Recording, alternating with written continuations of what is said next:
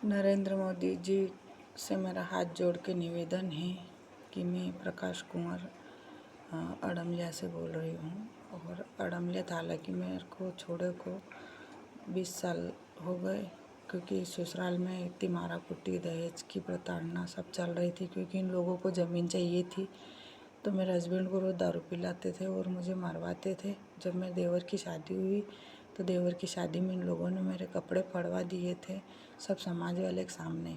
तो फिर मेरा भाई मुझे लेके आ गया था। तो मतलब कि फिर उसके बाद में मेरे भाई ने मुझे पहुँचा ही नहीं, क्योंकि वो लोग मेरे को बहुत मारते थे, सभी मारते थे, मेरी जिठानी, मेरा जेठ और मेरा हस्बैंड। क्योंकि ये लोग सिखा पड़ा कि उनको ये था कि मैं इनकी ज़मीन ले लूँगी, और मैं एक पैर से विकलांग हूँ। अब वो शांत हो गए। अब वो शांत हुए तो मतलब इन लोगों ने ना तो मेरे को ज़मीन दी और ना मेरे को विकलांग पेंशन, इतने साल हो गए कभी पे विकलांग पेंशन के, विधवा पेंशन का कुछ भी नहीं दिया। और दूसरी बात, ये रघुराज पटवारी और मांगीलाल सरपंच साहब का लड़का और इनका मांगीलाल सरपंच साहब का लड़का टनन महाराज, और टनन महाराज का लड़का जो पंचायत में काम करता है, और इनका भतीजा ही बूढ़ा सोसाइटी में भी काम करता है।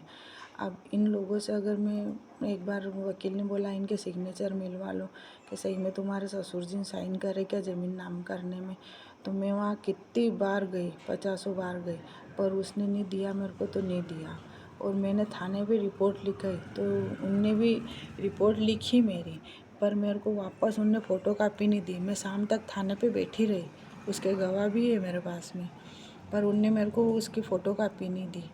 फिर उसके बाद में ये मेरे हस्बैंड को इनने मारा कुटी करी थी। जब उनने मना कर दिया कि मैं तुम्हारे ज़मीन नाम पे नहीं करूँगा, मेरे 2 लड़के हैं, तो फिर इनके साथ मारा कुटी करी। तो फिर ये इन सब की चाल थी। मेरा ननंद का लड़का आया, उनको महागढ़ लेके गया और फिर उसने भी उनके साथ मारा कुटी करी। तो फिर इनकी भी राजनीति थी। तो एक दिलीप सिंह जी डोन जैसा है उनका, उनका भी मेरे पास में धमकी आई थी, तो वो लेके गए। और उनके पास में जो पता नहीं कुछ पैसा होगा या कुछ भी, तो उनके पास में वो स्टाम्प निकला है, जो स्टाम्प मेरे पास पड़ा, तो 1 लाख रुपए उनने उनसे छीने। और क्या बोले, दिलीप सिंह जी ने भी ये करा। फिर बाद में मैंने रिपोर्ट करी कि भाई मेरे हस्बैंड पैरालिसिस में हो गए थे।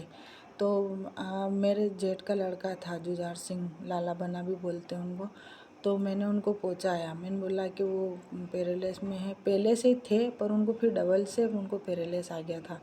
तो मैंने उनको लेने के लिए पहुंचाया, तो दिलीप सिंह ने बोला कि नहीं आएंगे, ये नहीं पहुंचाएंगे, इतने साल कहाँ गई थी, ऐसा वैसा क्या। तो फिर आखिर में जब फिर मैंने रिपोर्ट करी ज़मीन की नमीन की, मेरी सास ने आगे रह के करवाई मेरे से रिपोर्ट।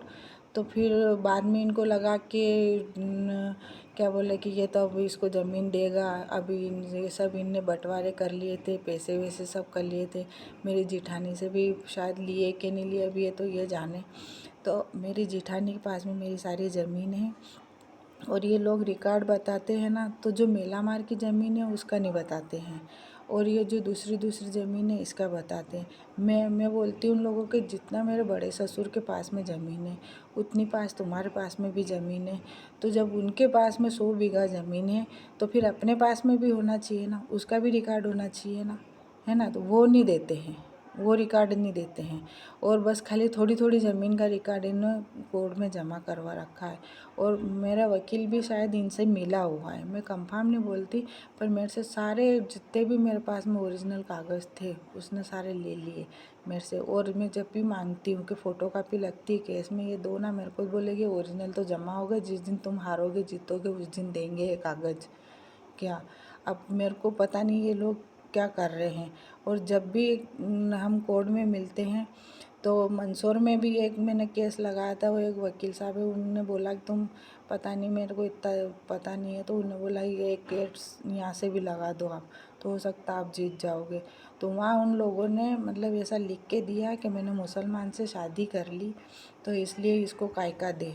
तो भाई अगर फिर मैंने मेरे वकील से बात करी कि भाई ये मेरे ऊपर ऐसा इल्ज़ाम लगा रहे हैं, तो आप इसका तो कुछ तो प्रावधान होगा ना। तो बोला हाँ हो सकती है, रिपोर्ट हो सकती है।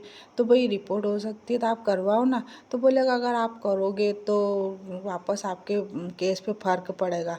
फिर मेरे को गुस्सा आया, मैंने बोला ठीक है, मैंने किसी से भी शादी कर ली मान लिया, पर मेरे 2 बच्चे तो है ना, इनको दे दो, मेरे को मत दो, इनको दो ज़मीन। पर पता नहीं ये लोग, और इनकी बार बार धमकियाँ आती मेरे पास में एक दूसरे के ज़रिए, बोले कि हम मार देंगे, अगर ये केस लड़ रही है तो ये मज़दूरी पे कहाँ तक केस लड़ेगी। अब ये यूट्यूब की दुनिया है। मेरे को आप सब से ये विश्वास है कि आप सब मेरा कुछ करेंगे। मैं एक विकलांग हूँ, इसलिए क्या मेरा भी जीवन है आगे कि मैं किसके सहारे निकालूंगी। बच्चे मज़दूरी करते हैं, मज़दूरी से किसके दिन निकलते हैं। क्या आप सबसे हाथ जोड़ के निवेदन है कि मेरा कुछ करें। जय माता दी।